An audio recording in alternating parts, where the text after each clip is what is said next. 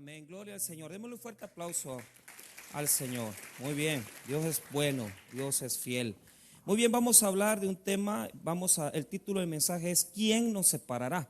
Con este mensaje vamos a cerrar ya el capítulo 8 para poder entrar la próxima semana, si Dios permite, al capítulo 9. Y según mis cuentas, nos quedarían aproximadamente unos 20 estudios más para cerrar la carta de Romanos. Muy bien, vamos a ir a Romanos capítulo 8, versículo número 35 en adelante. La semana pasada terminamos el 34 y ahora vamos a la porción de este pequeño himno. Es una alabanza a Dios de agradecimiento. 8:35. ¿Quién nos separará? Ese es el título del mensaje. La palabra de Dios nos instruye en este día acerca de las tribulaciones. Vamos a leer esos versículos, 8:35 en adelante. La palabra del Señor dice así: ¿quién nos separará del amor de Cristo? ¿Tribulación o angustia o persecución o hambre o desnudez o peligro o espada? Como está escrito, por causa de ti somos muertos todo el tiempo, somos contados como ovejas de matadero. Antes en estas cosas somos más que vencedores por medio de aquel que nos amó. Por lo cual estoy seguro de que ni la muerte ni la vida, ni ángeles ni principados, ni potestades, ni lo presente ni lo porvenir, ni lo alto ni lo profundo, ni ninguna otra cosa creada nos podrá separar del amor de Dios que es en Cristo Jesús, Señor nuestro. Vamos a orar. Padre, te damos las gracias por tu misericordia, por tu amor. Te pedimos que en esta noche, Señor, esta palabra pueda ser de edificación para nosotros, que podamos aprender de ella, Señor, y que podamos ser edificados en el fundamento de la salvación. Te damos las gracias por ser un Dios tan misericordioso, porque aunque no lo merecemos, tú nos has salvado. En el nombre de Jesús, amén y amén. Pueden tomar asiento. Muy bien. El apóstol Pablo está emocionado a través de la reflexión que él nos ha ido desarrollando. A través de los estudios que hemos visto las semanas anteriores, aprendimos que hay 5 palabras que comprenden la salvación. Eso prácticamente lo he venido repitiendo alrededor de cada uno de los estudios, porque la palabra más fuerte que nosotros encontramos, digamos, dentro de estas connotaciones teológicas es la palabra a los que conoció. Mire lo que dice el versículo 29: porque a los que antes conoció, también los predestinó para que fuesen hechos conforme a la imagen de su Hijo, para que Él sea el primogénito entre muchos hermanos. Entonces, la segunda palabra que tiene una connotación teológica primero es conocer, porque el acto de conocer es que desde antes de la fundación del mundo, Dios establece ya nuestra salvación. Pero la predestinación implica el orden de los acontecimientos. Es decir, que Dios establece, así como el decreto de salvación, establece un orden de circunstancias para que nosotros podamos responderle a Él. Esa palabra es predestinar. Lo aprendimos ya y lo hemos repetido. Ahora, veamos el 30 para que vea usted la continuación. Y a los que predestinó, a estos también llamó. Y a los que llamó, a esos también justificó. Y a los que justificó, a estos también glorificó. Y yo les decía la semana pasada y la antepasada que Dios ya establece desde antes de la fundación del mundo todo el proceso de nuestra salvación. Es decir, desde que nos ha conocido hasta que nos ha glorificado. O sea, ya mi muerte, mi destino está establecido con Cristo. Así de fácil. No hay quien pueda separarnos de Dios. No hay quien pueda obrar en contra de eso. Entonces Pablo se establece una situación y dice, bueno, para aquellos que dudan, porque dicen, es que mire, yo he pecado, yo he tropezado. Desarrollamos un mensaje la semana pasada y les demostré a través del versículo 31 hasta el 34 que pueden haber 3 personas que nos pueden acusar, 3 seres. El primero es Satanás, y se los enseñé en el texto de Zacarías, que Satanás llega ante Dios a acusar al sacerdote Josué. Entonces Pablo dice, ¿Será que nuestra salvación está en duda? ¿Será que nuestra salvación está en un momento determinado en peligro? No. ¿Por qué? Porque si el diablo nos acusa, Dios nos justifica. Entonces, la pregunta que se hace Pablo en la porción de versículos 31 al 34 es: ¿quién puede ser el que se puede presentar ante Dios y acusarnos para perder nosotros la salvación? Entonces, vimos a tres seres. Satanás no puede, porque Satanás ha sido vencido a través de la muerte y resurrección de Jesús. Entonces, eso nos deja ante dos personajes. El primero sería Dios, porque Dios sí puede acusarnos, porque Dios es santo, porque Dios es perfecto. Pero mire lo que dice el apóstol Pablo en el versículo 33.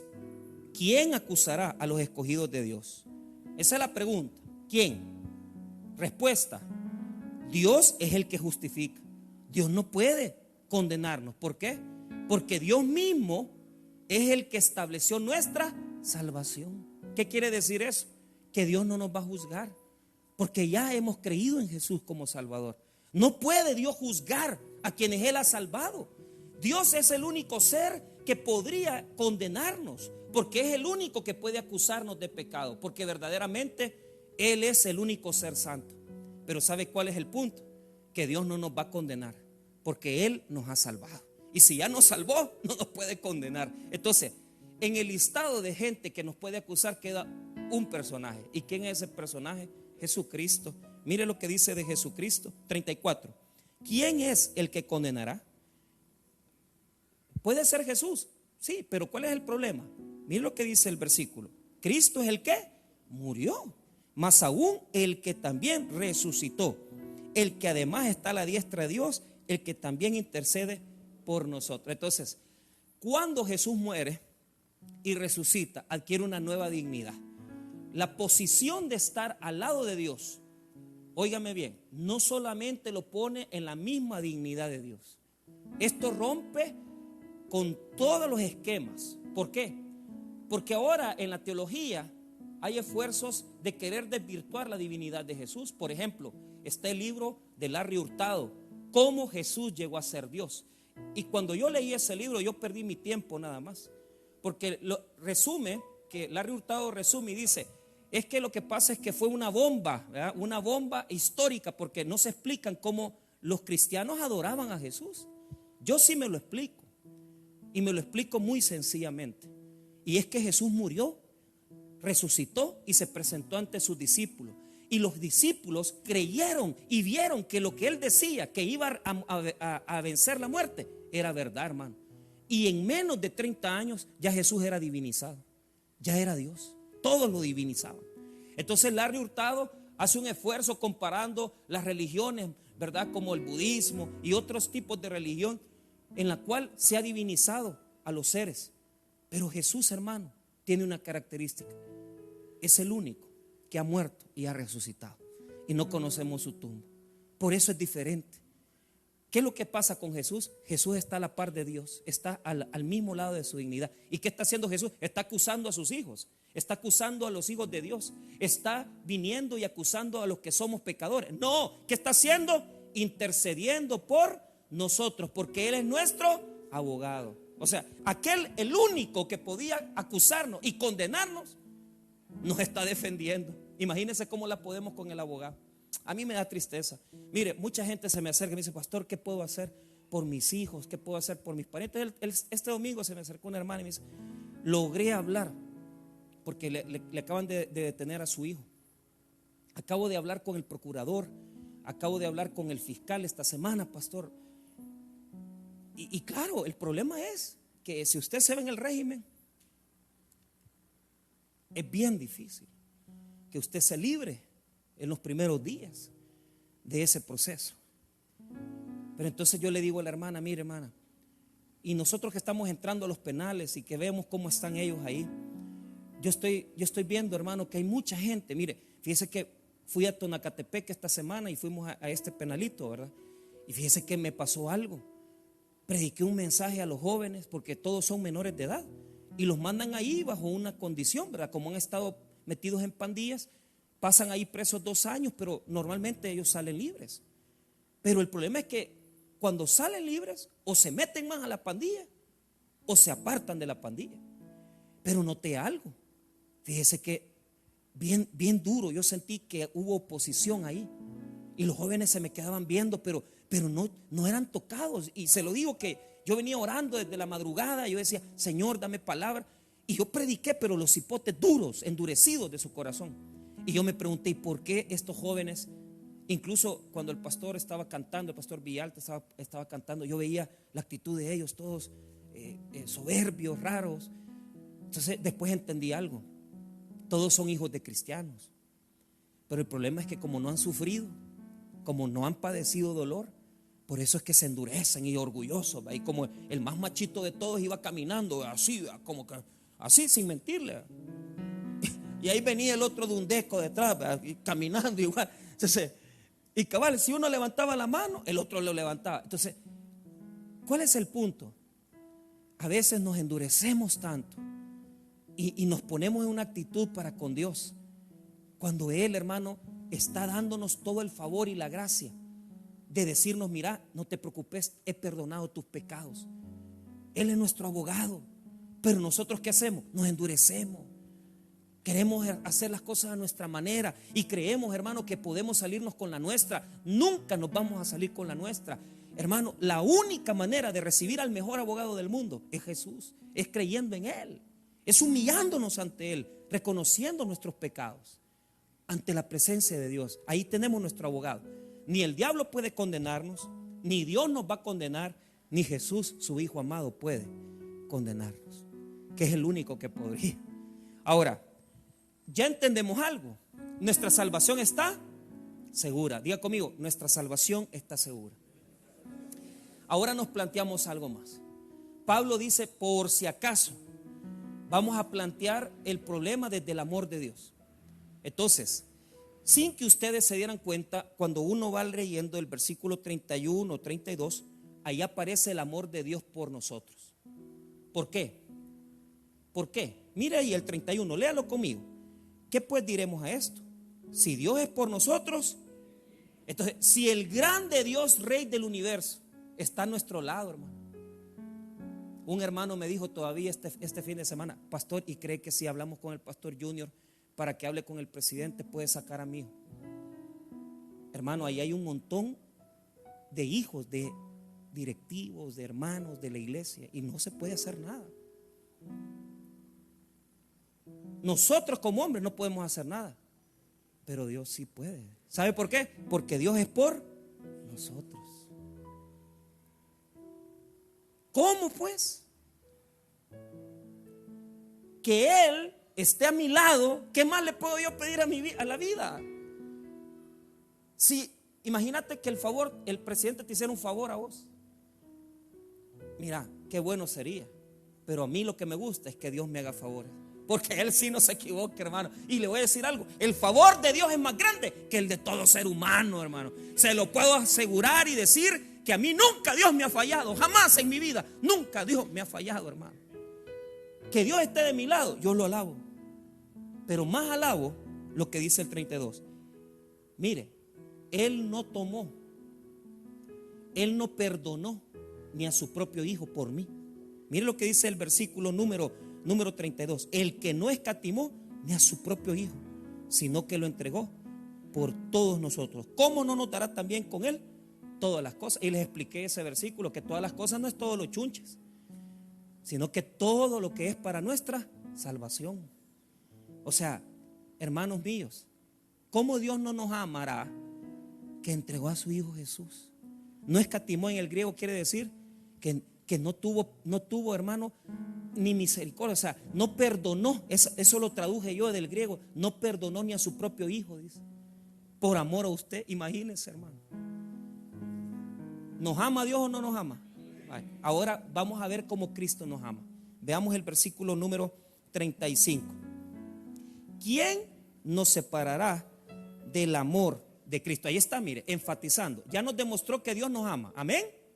Ahora nos va a demostrar que Cristo nos ama. ¿Quién nos separará? La palabra separación en el texto griego quiere decir quién hace separación ¿quién nos privará? Por ejemplo, la Biblia, la Nueva Biblia Española, que ya no es muy nueva, ¿verdad? Porque esta Nueva Biblia es una traducción del 75. Oigan lo que dice, cómo traduce eso. ¿Quién podrá privarnos de ese amor? ¿Quién podrá privarnos de ese amor? Hermano, ¿quién nos va a privar? O sea, ¿quién podrá hacer separación entre Dios y nosotros? ¿Quién podrá quitarnos el amor de Dios? ¿Quién podrá privarme del amor de Cristo? ¿Quién? Eso significa, ¿quién nos podrá separar? ¿Quién nos podrá separar del amor de Cristo? Diga conmigo 7. 7 acontecimientos de la vida humana. 7 circunstancias difíciles. Hago el listado.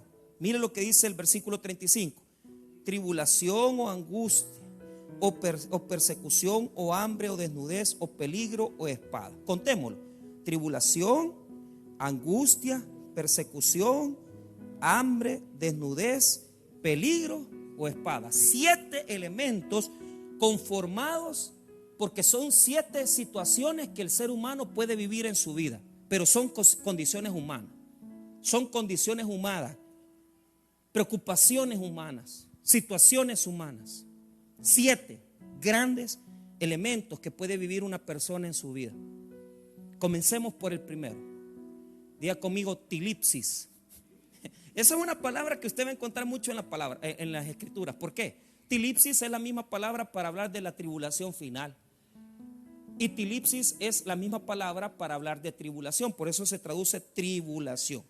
Ok, la tribulación es un elemento externo, es decir, algo que sucede alrededor de mi persona, que puede causarme a mí peligro, que puede causarme a mí problemas.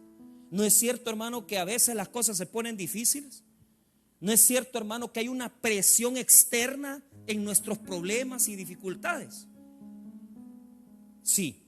Ahora, la tilipsis, que es una situación externa, ocasiona una situación interna. Diga conmigo, mire bien lo que dice el versículo. Tribulación o angustia. Diga conmigo angustia. Angustia es el efecto de la tribulación y es interior, es emocional, es interna en mí. La palabra se traduce del griego como estrechez. ¿Se ha sentido usted apretado en su corazón? ¿Se ha sentido usted, hermano, que las presiones de la vida lo ahogan? Entonces, yo hablaba ahora, me vino a visitar uno de mis grandes amigos de Usulután, Ricardo, y hermano, me resumió 13 años de matrimonio. Y me dice, pastor, nos ha tocado duro, me dijo. Solo imagínese, a su esposa la han operado con la cirugía que tuvo el domingo. Ha tenido 3 operaciones, hermano, de esta situación, de esta glándula, ¿verdad? Que muchas veces nosotros ni atención le ponemos, tiroides. Entonces, ¿por qué? Cáncer, hermano, cáncer. Entonces, la primera vez que le detectaron cáncer y dijeron que la iban a operar, vinieron a hablar conmigo y se lo digo con toda sinceridad.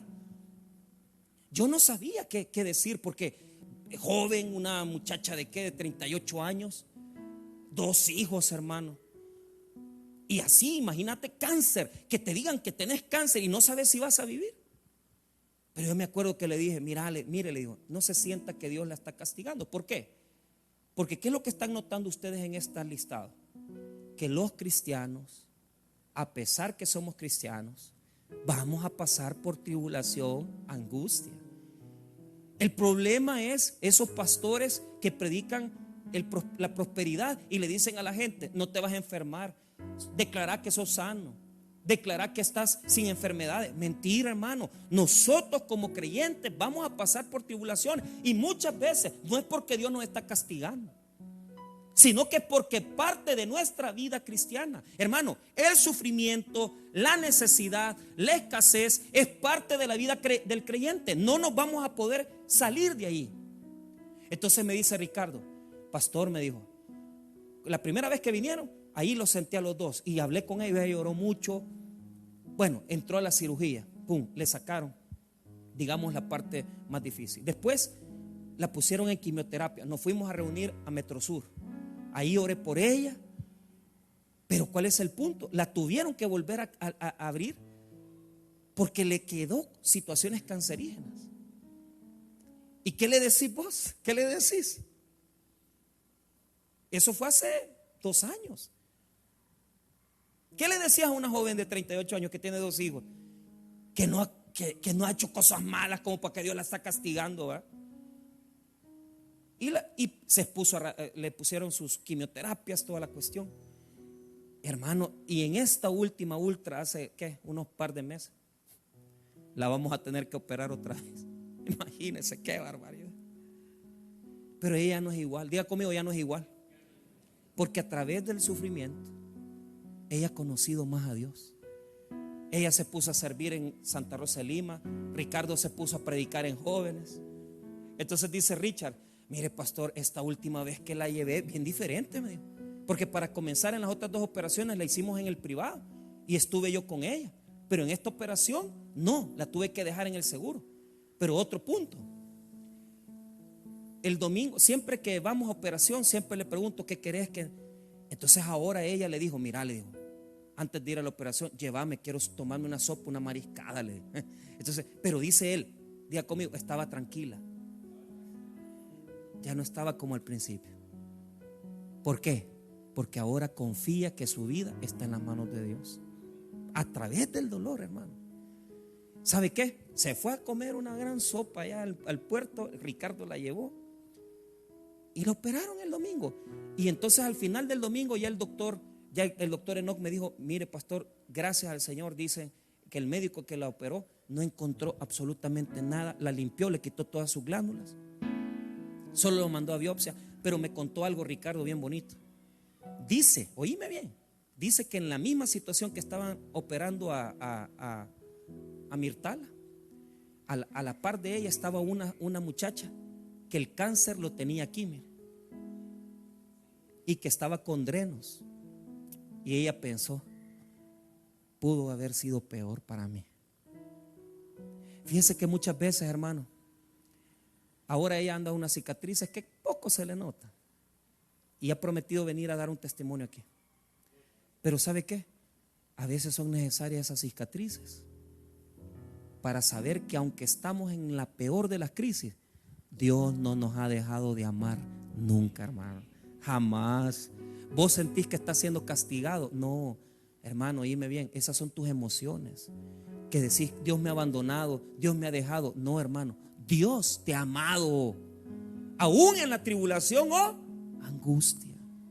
Allí tenemos que experimentar el amor de Dios. Y yo todavía me recuerdo que la pregunta que me hicieron es: ¿por qué Dios me hace esto?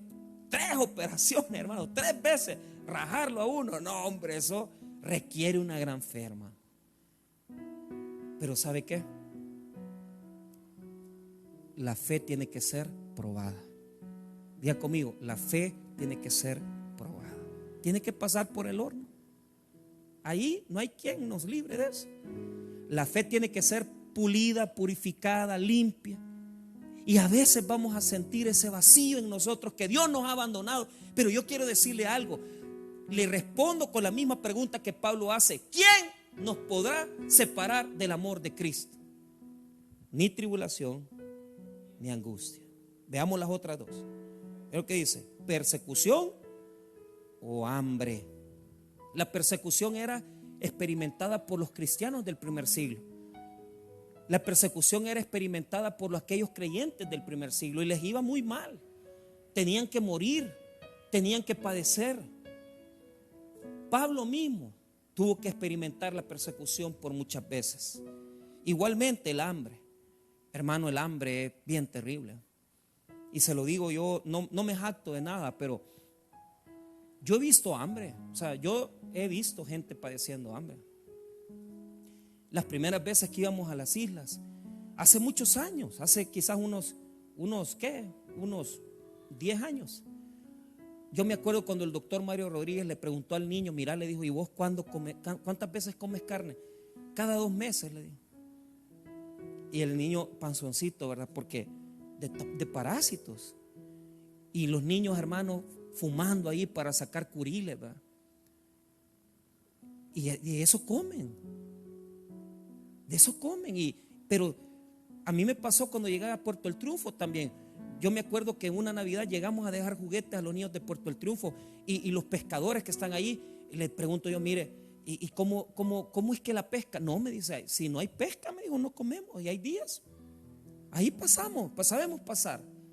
Tal vez, hermano, usted no lo ha experimentado, pero le voy a decir algo. En El Salvador hay una buena cantidad de gente que se acuesta habiendo cenado, ya cenaron, pero si usted les ofrece un Burger King, se la comen, fíjense. Bueno, aquí hay glotones que después de haber comido le meten una Burger King y se la comen también. Y aunque son diabéticos, deme el litro de gaseosa. No, hombre, hermano, usted es diabético, hombre. Pero ahí están con el pan dulce en la tarde, va. Y piden del más grosero, va, de ese ladrillo, va, atorador, con el café. Entonces, pero lo que le quiero decir es, así, pero hablando realmente, han habido momentos donde, de verdad, hermano, yo me acuerdo cuando fuimos a dejar comida en la pandemia aquí en Cojut, un hermano, hasta me abrazaba, hermano, y chillaba usted. Bueno, que por cierto no lo volví a ver. Tan agradecido está con Dios. Y ahí le decía a la hermana Silvia, gracias, y chillando. ¿Tenía hambre? ¿No tenía comida? Entonces yo digo, ¿será el indicador que tengamos en nuestra alacena, en nuestra cocina comida, que Dios nos ama o no? Es que aunque estemos pasando por escasez, hermano, Dios nos ama, fíjese. No nos deja de amar. Pero nosotros tenemos que sentir eso. O sea, decir, aquí hay gente que puede darse un gustito de ir al restaurante, pero hay otros que no pueden, hermano, que no lo hacen. ¿Y sabe qué? Tenemos que sentirnos agradecidos. Porque aunque tengamos frijolitos y apenas sacando adelante la cena o comiendo frente a un plato de comida caro, yo tengo que ser agradecido con Dios porque Él me ama, hermanos. Él me ama. Él nos llena de amor. Vamos a pasar a veces por momentos de escasez. Mire lo que dice el texto: hambre o desnudez. La desnudez es más difícil. Hoy en día hay bastantes formas de vestirse, pero aún así hay mucha gente en varios lugares del país que no tiene ropita, ¿verdad? Ni para ropa usada les alcanza. Y yo me acuerdo, fíjese, cuando fui misionero en La Vega, Misata, yo como era siempre he sido un poco bobito, nunca crea usted que he sido sabio. Y yo llegaba, pero estoy hablando de 1999. Y yo llegaba, ¿verdad? Y yo veía a la gente con la misma camisita amarilla, toda curtida. Es que esta gente, fíjese como yo pensaba, bien bobo es que quizás Dios, o sea, yo creía que ellos estaban en pecado y creía que Dios no los bendecía porque eran pecadores. Yo pensando, porque yo creía que el que más tenía era más bendecido. O sea, que si tiene pisto, decía yo, es porque verdaderamente a Dios lo ama. No. Hasta que un día, hermano, yo llegué caminábamos 3 kilómetros con Rodolfo Méndez para ir a visitar, hermano, y llegamos a un cantón del cantón. Y yo me siento y voy viendo, ¿verdad? Ahí el señor estaba en la hamaca, la señora, bien me acuerdo, echando tortillas, los monos comiendo tierra, ahí un granero con maíz, un quesito, una cosa. Y yo dije, vaya, si estos sí son más felices que yo, dije. Y yo era un joven, 18 años, son más felices. Yo era el que yo pensaba, si uno no puede tener una ropa, no, mire. Y sabe que ahí me cayó, ahí entendí yo. Y me acordé de aquella canción, ¿verdad? Yo creo de Facundo, pobrecito mi patrón que cree que el pobre soy yo, ¿verdad? Dice, o sea, hay mucha gente que piensa que el pobre es el que menos tiene. El pobre es, hermano, el rico es el que menos necesita. Y si usted tiene sus frijolitos, y si usted tiene su comidita, y usted tiene sus hijas. Hoy en la mañana me pasó, hoy no van a estudiar a mis hijas. Y entonces nos levantamos quizás a las 8 y llegaron a la cama las niñas y todo. Y, no, hombre, si yo soy millonario, ¿no? Y ya soy millonario, soy rico. ¿Qué más puedo pedirle yo a la vida? soy bendecido. Hay gente que tiene grandes casas y vive sola. ¿Para qué yo quiero un vacío así? Si Dios me ha bendecido tanto. Ahora, tengamos o no tengamos, Dios nos ama. Entonces, las 7 palabras que encierran los procesos de la vida, los dolores de la vida, terminan con 2 palabras: peligro o espada. El peligro tiene que ver con problemas, dificultades, donde nuestra vida está siendo amenazada. ¿Quién más que nosotros los salvadoreños que hemos vivido a la par de las pandillas? Y sabemos lo que es vivir en peligro. Pero ¿qué es espada? Aquellos que eran condenados. La macharia griega quería decir la espada por muerte, por un proceso judicial, porque te condenaban y morías. Entonces Pablo enumera desde los problemas más suavecitos, como es la tribulación, angustia, persecuciones, hambre, desnudez, todas extremas, pero la más extrema es la muerte, la espada, es la más extrema de todas. Entonces Pablo dice todas estas experiencias y una más. ¿Cuál más? El versículo 36. Como está escrito, por causa de ti somos muertos todo el tiempo, somos contados como ovejas de matadero. Ovejas de, o sea, ¿qué significa eso? O sea, nos llevan como que es, ¿verdad? Como que no sabemos para dónde vamos a morir. Y muchas veces la vida del creyente es así. No sabemos cuánto dolor, cuánto sufrimiento nos puede esperar. Entonces, este versículo pertenece al Salmo 44:20, pero no lo busque, no lo vaya a buscar. Salmo 44:20. Y dice así: si nos hubiésemos olvidado del nombre de nuestro, si nos hubiésemos olvidado del nombre de nuestro Dios, o alzado nuestras manos a Dios ajeno, no demandaría a Dios esto, porque Él conoce los secretos del corazón. Pero por causa de ti nos matan cada día, somos contados como ovejas para el matadero. Diga conmigo: cuando las cosas que Dios hace no tienen sentido. Dígalo: cuando las cosas que Dios hace no tienen sentido. Eso es un libro. Entonces, el versículo que estamos leyendo en Romanos 8:36 es para esas cosas que usted dice: esto no tiene sentido. Los judíos, los rabinos judíos citaban el Salmo 44, versículo número 22, cuando sucedían cosas que no tenían sentido. ¿Cuántas veces nos pasan situaciones y decimos: ¿cómo me pasó esto a mí? ¿Y cómo si no me lo merezco? Si es que ya quítese esa mente religiosa. Mire, óigame bien, por lo menos los cristianos de nuestra iglesia en Cojutepeque tenemos que saber algo. O sea, quítese la mente religiosa que al bueno le va bien y que al malo le va mal. Al bueno muchas veces le va a ir mal, y a eso no tiene ningún amén. Y está bien, pero entendámoslo. ¿Sabe por qué? Porque la mayoría de gente que está sentada aquí está pasando por procesos y tienen gente enferma, personas que están pasando crisis económica, personas que no saben qué decidir con su vida, personas que están peleando con su familia. Entonces, ¿por qué nos vamos a engañar? La vida está llena de tribulaciones. ¿Por qué Pablo hablaba de esa manera? Porque él había sufrido muchas cosas. Él mismo está hablando de su propia experiencia. Él mismo está contando lo que ha vivido. Entonces no le da pena decir: mire, un hombre puede pasar por estas 7 experiencias de vida. Y se lo voy a comprobar. Mire, segunda epístola a los Corintios. Rápido, solo vamos a hacer esa vuelta en Corintios. Segunda epístola a los Corintios 11:24. Ahí Pablo también hace un listado de su sufrimiento. Segunda epístola a los Corintios 11:24. No me vaya a perder Romanos 8. Segunda epístola a los Corintios 11:24. Leámoslo.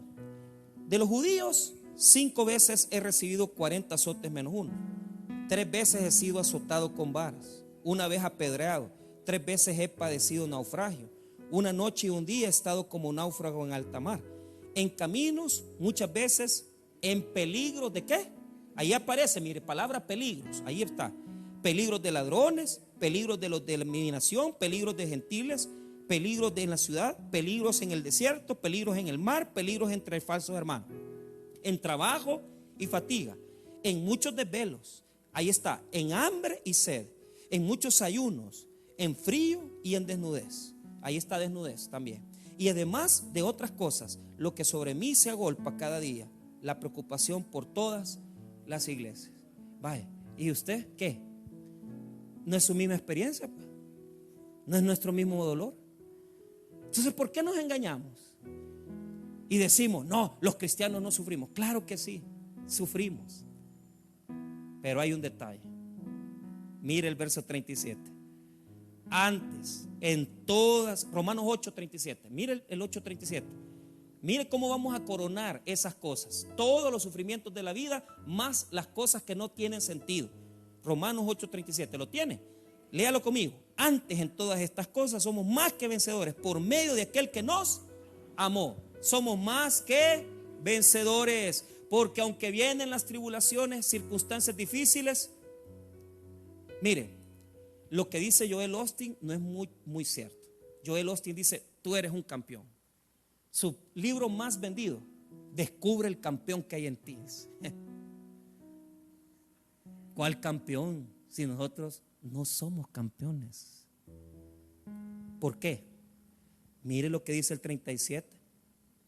Antes, en todas estas cosas somos más que ¿por medio de quién? De aquel que nos amó. ¿Quién es el vencedor? Cristo es el vencedor. Nosotros somos vencedores por Cristo. Usted y yo no somos vencedores. Cristo es vencedor. Él nos lleva de gloria en gloria. Él nos lleva a través de los procesos de dolor. Él nos lleva a través de los procesos de tristeza. Él nos lleva a través de las grandes tribulaciones de nuestra vida y nos hace ser victoriosos. ¿Por qué? Porque hay otro detalle. Y el texto lo dice. ¿Quién nos amó?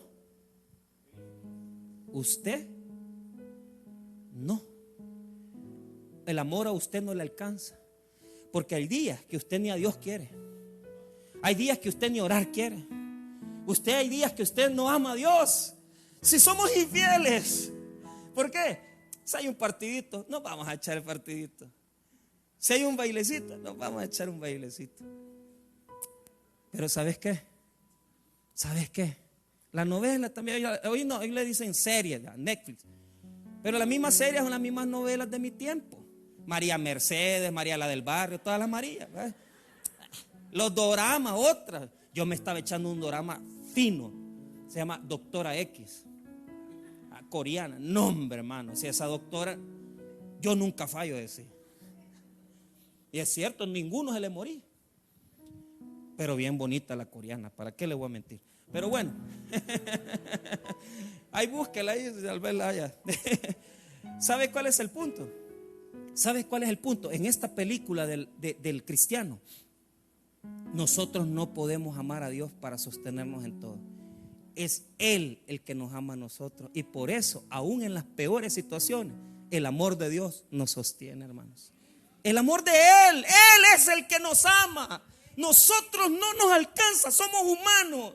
No somos perfectos, somos débiles, le fallamos a Dios. Un día estamos arriba con Dios y un día abajo. Pero algo les voy a saber decir. Aunque usted sienta que no ame a Dios, Dios sí nos ha amado. Y nunca cambia su amor, porque Él es inmutable, Él es perfecto, Él es eterno. Él no se mueve de su trono. Él nunca nos ha dejado de amar. A través de nuestro dolor, Él siempre nos ha amado, hermanos. Siempre. El amor de Él no falla, el de nosotros sí falla. El amor de Dios no. Por eso es el detalle. El detalle es que somos vencedores. Nico. O sea, Nike quiere decir vencedor.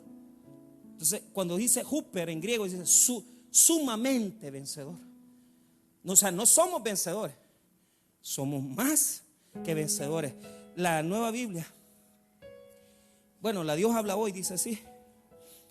Dice la escritura, por ti estamos, aquí está. Pero todo eso lo superamos de sobra gracias al que nos ha demostrado su amor.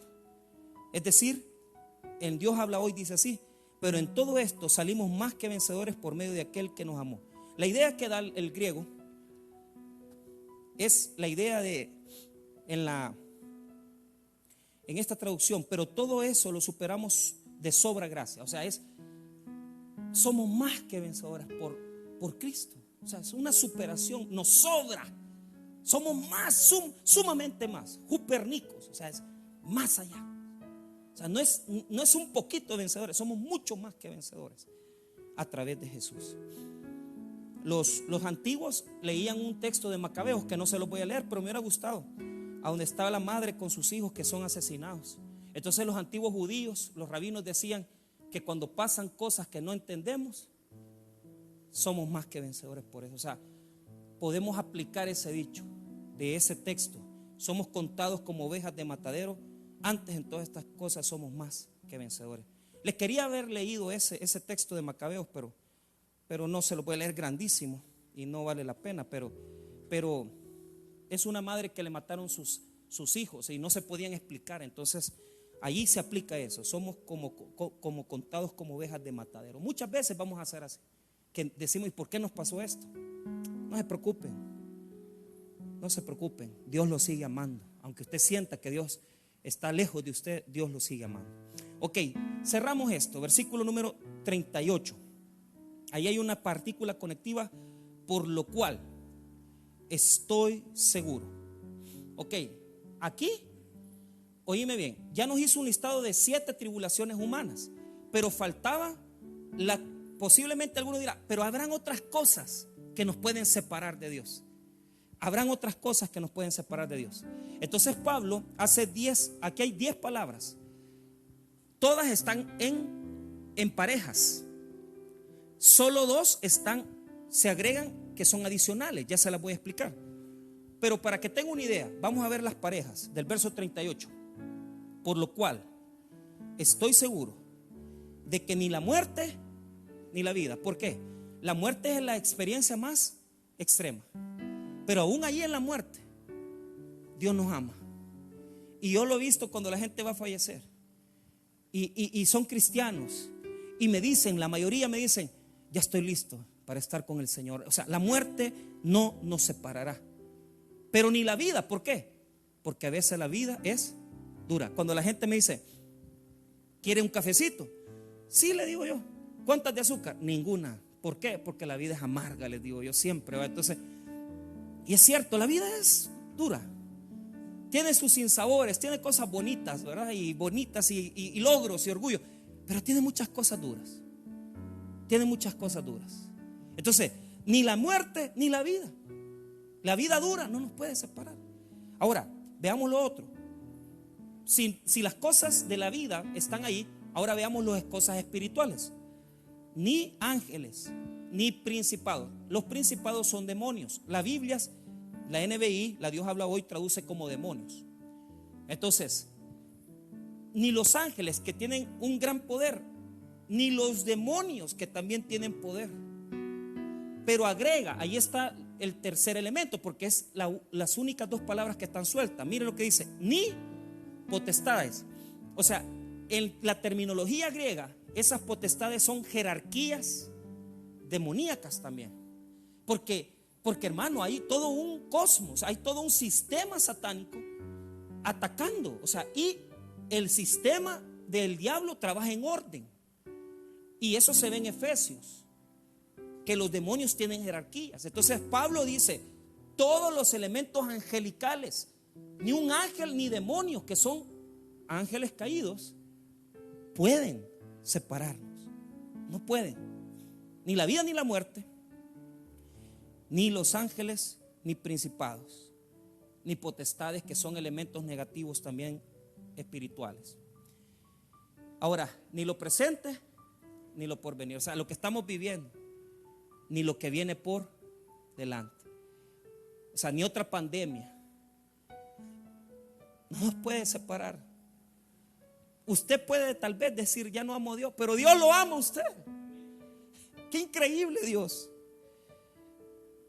Cuando en esa palabra estoy seguro, cuando comenzamos en el 38, está en el griego está en un pasivo. Y cuando está en un pasivo es porque Dios está actuando siempre. Jesús es el que está actuando para sostenernos. Entonces, ni lo presente ni lo porvenir. 39. ni lo alto, ni lo profundo. ¿Por qué? Porque el Salmo 139, o sea, quiere decir todo lo que está ahí arriba ni abajo en la tierra. El Salmo 139 dice así: ¿a dónde me iré de tu espíritu? ¿A dónde iré de tu presencia? Si subiera a los cielos, ahí estás tú. Si en el Seol hiciera mi estrado, he aquí, allí tú estás. Si tomara las alas del alba y habitara en el extremo del mar, aún ahí me guiará tu mano y me asirá tu diestra. Dios está en todas partes, ni lo alto ni lo profundo. O sea, lo que está en los cielos o lo que está en lo más profundo de la creación, el mismo infierno, no puede haber nada ahí que nos separe. Nada. Y por si te queda duda, mire lo que dice en la coma del 39: ni ninguna otra cosa creada. Diga conmigo, criatura. Es decir, cualquier otra cosa que esté creada por Dios no puede separarnos. Mire lo que dice: ni otra cosa creada nos podrá separar del amor de Dios, que es en Cristo Jesús, Señor nuestro. Termino con un pensamiento de F.F. Bruce, un gran erudito de la palabra, un intérprete. Oiga, Bruce dice: nada en la extensión del espacio, ni lo alto ni lo profundo, ni en el curso del tiempo, ni lo presente ni lo porvenir, nada en todo el universo de Dios, ni ninguna otra cosa creada puede apartar a los hijos de Dios del amor de su Padre que les ha sido asegurado en Cristo. Así termina F.F. Bruce el comentario. Podemos terminar diciendo que Dios nos ama y que Jesús nos ama.